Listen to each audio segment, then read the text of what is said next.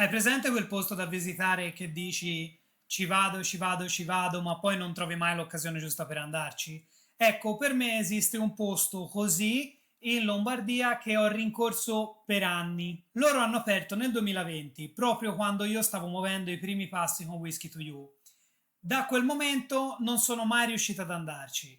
Impegni impellenti, incastri difficili, viaggi mancati, imprevisti, insomma, non c'è stato verso. Ma la vera beffa arriva nel 2024. Esce la loro prima release in assoluto, fanno una festa in distilleria per il rilascio e io dove sono? A casa. Venivo da un momento molto difficile, insomma, non riesco ad esserci. Quindi, ad aprile 2025, appena ho avuto l'occasione di ripartire, non ci ho pensato due volte e ci sono andato. Perché ci hanno dato il libero arbitrio e io ho voluto esercitarlo. Questa distilleria si chiama Strada Ferrata ed è la distilleria che voglio raccontarvi oggi. La distilleria Strada Ferrata si trova a Seregno, nella provincia di Monza Brianza, e fa parte di un piccolo complesso produttivo. Qui troviamo anche il birrificio, di cui più tardi vi dirò qualcosa in più. Sempre, cugini della stessa proprietà. C'è anche Railroad, il birrificio, è proprio davanti alla distilleria. È qui che ieri ci siamo fatti un paio di birre tutti insieme in compagnia. Entriamo. La distilleria è ricavata all'interno di un classico capannone industriale. Entrando si notano subito i sacchi di cereali e poi un unico ambiente rettangolare stretto e lungo dove si vedono già gran parte delle attrezzature per la produzione. È un luogo molto sincero e autentico e infatti quando arrivo la produzione del whisky è in corso e questo è qualcosa che mi fa sempre impazzire. La distilleria non ha un vero e proprio visitor center, però ha uno spazio molto bello di fronte agli alambicchi che viene usato per eventi, bar, degustazioni. Il tutto è circondato da botti di whisky che ricoprono le pareti. Bellissimo! Mi accoglie Marco, che è il responsabile di produzione con cui faccio la visita. Ora, io non ho niente contro le guide preparate che si trovano normalmente in distilleria, ma chi ci mette le mani tutti i giorni e ci lavora, secondo me, ha sempre una marcia in più. Quindi sei fortunato quando le visite te le fanno i master distillatori. E anche a Strada Ferrata me ne sono reso conto. Strada Ferrata apre nel 2020 e distilla a partire dal 2021. Tutti i processi sono fatti in casa fino all'imbottigliamento, fatta eccezione per il maltaggio. Buongiorno. Stai prendendo? Usano 3 cereali, un malto monaco italiano della Basilicata, un malto affumicato di Bamberga e un torbato scozzese. Scusate le C aspirate, ma queste parole per me sono difficilissime. Questa scelta è ben precisa, la ritroveremo più avanti. Marco mi mostra come avvengono tutte le fasi tipiche della produzione del whisky, dai sacchi di cereale alla macinazione, all'ammostamento, alla fermentazione. Poi mi accompagna a vedere gli alambicchi. A Strada Ferrata si fanno 2 distillazioni. La prima si fa con un alambicco a bagnomaria riscaldato a vapore. Riscaldamento, inizia l'evaporazione. Sappiamo benissimo che la distillazione funziona che noi estraiamo prima l'alcol per una questione di temperature, praticamente l'alcol evapora a una temperatura più bassa rispetto all'acqua, quindi i primi vapori che escono sono alcolici, passano nel nostro duomo e finiscono in questo recipiente. La seconda distillazione invece avviene in un alambicco diverso, con bruciatore e colonna di rettifica. Ma non entrerò nei dettagli su come funziona questo alambicco, quindi vi dico solo che, regolando certi parametri, ti permette di ottenere il tipo di alcol in base alla ricetta. Quella roba che passa, che a noi oramai è la parte interessante di vapori alcolici, finiscono nella colonna di condensazione. Questo non è nient'altro che un condensatore, significa che praticamente tutto il vapore che arriva qui dentro noi lo trasformiamo in liquido, lo ricondensiamo. Come vedete qui sta cominciando a uscire qualcosa. Nelle distillerie di Scozia l'alcol appena distillato sgorga nella Spirit Safe, rendendo tutto molto caratteristico da vedere. Ma per motivi fiscali in Italia il New Make, appena distillato, lo vedi chiuso dentro una sorta di campana di vetro piuttosto anonima e poi sparisce dentro un contenitore d'acciaio. La prima parte viene buttata, tra virgolette, viene scartata, in realtà noi la ricicliamo perché si può riciclare nelle distille successive, in quanto è molto ricca di alcol. Quindi noi la ributtiamo nel nostro ebolitore per quella successiva. Finito, tagliato le teste, che sono quelle che non ci piacciono, rimane il cuore, quindi la parte buona, ed è quello che sta uscendo adesso. Noi adesso, quello che sta uscendo da questo rigagnolo, lo stiamo raccogliendo nel nostro tineo polmone. Questo è quello che noi andiamo a tenere da parte. Tra 3-4 ore circa arriveremo al taglio delle code, quindi stesso discorso, in questo caso qui le code non sono nocive per la salute ma sono sgradevoli, quindi a quel punto lì facciamo di nuovo gli assaggi e decidiamo quando non prendere più il cuore. Le code, stesso discorso delle teste, le riutilizzo nella distilla successiva per ottimizzare l'estrazione di alcol, mentre il cuore finisce nei tini doganali. Questi qua sono praticamente dei tini di raccolta. Noi facciamo dei tagli grossi, non lesiniamo sui tagli proprio perché vogliamo arrivare a un prodotto che abbia un profumo e un sapore molto interessante. A questo punto il 100% del whisky prodotto finisce in botte. Quindi tutto quello che produciamo viene tagliato, quindi riportato ad una gradazione consona all'invecchiamento e viene messo in botte. Cari amici, prima di continuare con il video apro una piccola parentesi nerd. Se non vi interessa non mi abbandonate ma saltate direttamente alla prossima sezione.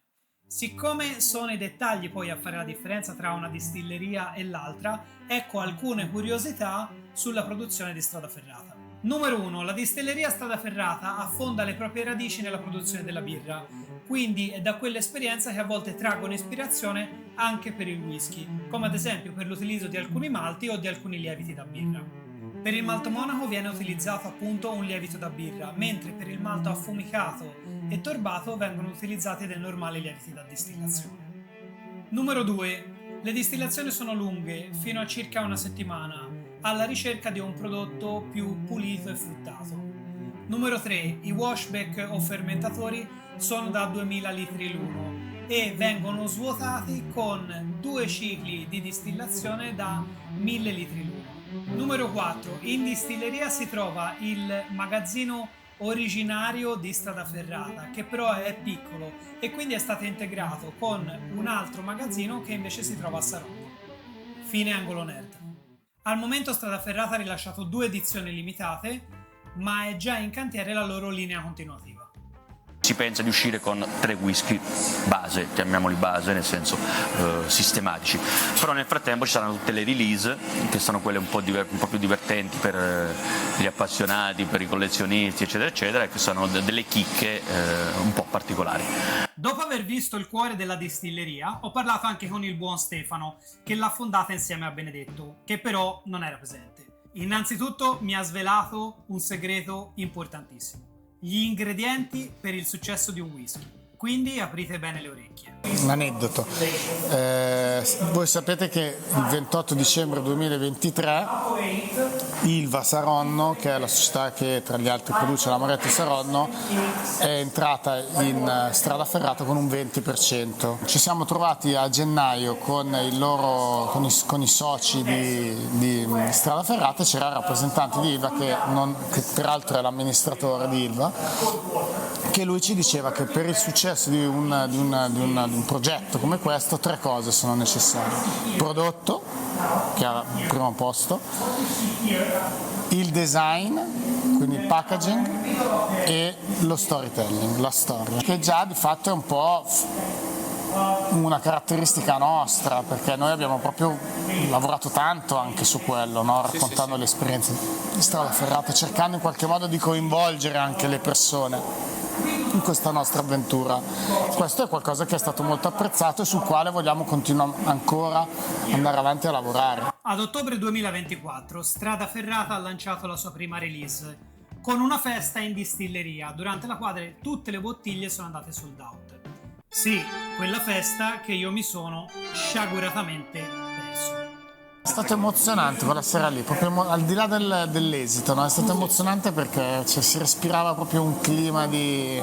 Noi ci teniamo tanto a questa cosa, a viziare. Noi avevamo proprio qui davanti il corner con le ostriche, in fianco il corner di Marcello con i sigari, poi c'era la band, c'era il bar, c'era lo street food, c'era veramente di tutto, gente totalmente diversa quindi dagli altri, quelli magari un po' più incravattati, il professionista che magari era venuto, famigliola, il vecchietto, il guzzista, c'era di tutto. e tutti in qualche modo hanno avuto la possibilità di gustare qualcosa di diverso. Whisky ostriche, dai, me lo fai tutti i giorni. Ma è stata una serata, io mi sono anche commosso la sera. Ma non disperate, ho messo in salvo un assaggio della prima release, proverò a raccontarvelo nei prossimi video. A questo punto vi starete chiedendo, ma perché si chiama Strada Ferrata? Pure io, e quindi gliel'ho chiesto. Strada Ferrata è la traduzione in italiano di Railroad. Ok, quindi... Per cui noi di fatto nasciamo come Railroad nel 2013 e il nome Railroad è dovuto al fatto che quando abbiamo iniziato a fare la birra in casa la facevamo a casa della nonna di questo ragazzo qua, il mio socio Benedetto, che è un po' l'ideatore di tutto è Benedetto. La casa di nonna di Benedetto era in mezzo alle due tratte ferroviarie che da Seregno vanno una a Como e l'altra a Saronno, la sua casa era proprio nel mezzo, quindi quando si decideva di andare da nord era chiuso il passaggio a livello a nord, la volta dopo diceva vado da sud ed era chiuso quello.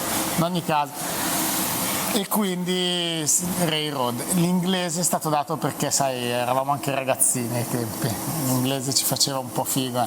Poi sentite il genio e la visione proiettati verso orizzonti oltreoceano. Quando si è trattato di fare la distilleria, l'idea è stata di omaggiare il birrificio, quindi mantenere in qualche modo un link. La volontà però era di fare un qualcosa di italiano.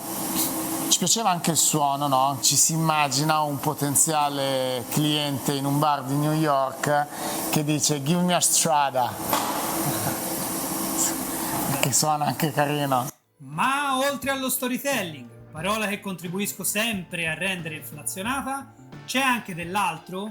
Se c'è una cosa su cui noi ci teniamo è non fare le cose solo ed esclusivamente sul lato emozionale, che è fondamentale, non può mancare, ma secondo me non è, rischia in qualche modo di essere a volte di portarti sulla cattiva strada. È importante anche studiare e noi l'abbiamo fatto a lungo questo studio. Benedetto ha fatto tutto uno studio sulla relazione tra la nascita dello street food dagli Stati Uniti all'Europa, la craft revolution dagli Stati Uniti all'Europa, il New World Whisky dagli Stati Uniti all'Europa. Studiando questi tre trend che sono nati negli Stati Uniti e che si sono poi diffusi in Europa e nel mondo, ci siamo inseriti noi nel trend del New World Whisky, che è un trend tuttora in corso. E quindi siamo stati negli Stati Uniti, abbiamo studiato in Montana, in una distilleria, Whistling Andy, questa di cui porto la felpa. C'è stato tutto un lavoro. Detto tutto questo, poi questo lavoro è stato reso possibile anche nell'attuazione dal mitico Marco Giannasso, insieme ad Agostino Arioli, su tutta la parte di sviluppo del prodotto. Tornando all'inizio, è il primo degli elementi fondamentali per il successo di un qualsiasi tipo di attività. Ora, non è che in distilleria si guardano solo macchinari, si fanno foto e si fanno belle chiacchiere. In distilleria si assaggiano tante cose che altrove non si trovano. Quindi io ho assaggiato la prima release, un whisky torbato, invecchiato 3 anni e mezzo in una barrique che prima aveva contenuto vino rosso e birra acida. E la seconda release in anteprima, non torbata, ottenuta da Malto Monaco, unendo 2 botti diverse, una prevalente ex bourbon e una ex birra acida. Non è questo il video dove vi racconterò ogni singolo assaggio, per quello ci sarà tempo, ma assaggiarli lì, dove sono nati, guardando gli occhi orgogliosi di chi li ha creati, per me è stato veramente emozionante. Il nostro desiderio è veramente che poter in qualche modo democratizzare un prodotto esclusivo, no? Questo giocando un po' con le parole, cioè rendere accessibile al maggior numero di persone possibili un prodotto che di suo non è un prodotto per tutti, no? Perché il whisky è un prodotto esclusivo. Sì. Finalmente sono riuscito a vedere Strada Ferrata con i miei occhi. Per me non è stato un semplice viaggio in distilleria, è stato un ritorno, un modo per riconnettermi con questo mondo dopo mesi in cui ne ero stato un po' lontano. Strada Ferrata è una distilleria che mi ha convinto perché è ispirata, perché ha le spalle larghe, è attenta e ha quella dose di coraggio per fare alcune scommesse delle quali sono molto curioso. Non so cosa diventerà il whisky italiano nei prossimi anni, ma distillerie come questa secondo me gli danno una bella spinta e io sono molto carico e soprattutto sono contento di aver mosso qui i primi passi alla scoperta di questo nuovo movimento. Grazie di cuore a Marco, Stefano e a Strada Ferrata per avermi accolto. Io spero che questo video vi sia piaciuto. Fatemi sapere cosa ne pensate della distilleria Strada Ferrata nei commenti e noi ci vediamo al prossimo video. Ciao!